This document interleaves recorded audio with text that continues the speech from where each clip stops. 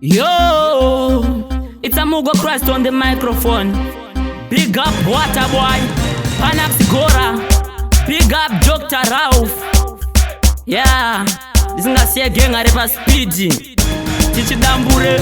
Tochimanya ere iwe kola mango machona kakungeti muno muzengeza toneta kungemzi seuziwe ganja kwititi. Tochimanya ere iwe kento mango machona kakungeti muno muzengeza toneta kungemzi seuziwe ganja kwititi. Tochimanya shakashaya musiyano pamangoma ndava mambo ini mugo anjaimbe ngano tabatana semijiri musango mpato tipe kuno iyo tambo timbosunga madinga ari pano vana vadiki vachiri kuimba ngano aiwawo ndavakaira zano. Tochimanya ere iwe kola mango machona kakungeti muno muzengeza toneta kungemzi seuziwe ganja kwititi. Tochimanya ere iwe kento mango machona kakungeti muno muzengeza toneta kungemzi seuziwe ganja kwititi. ndakapikira kuita fata wekuimba mangoma izvi ndozviita ndakarohwa negoma hapana nondimisa hapana nondistopa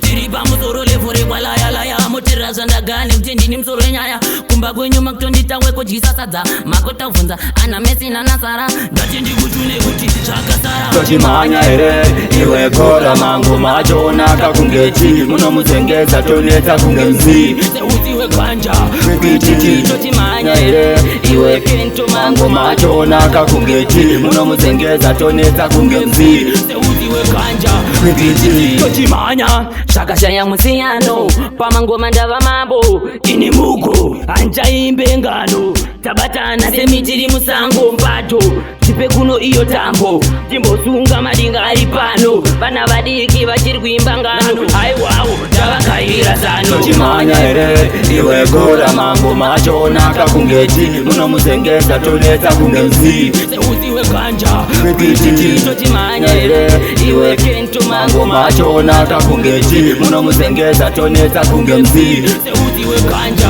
kwititi.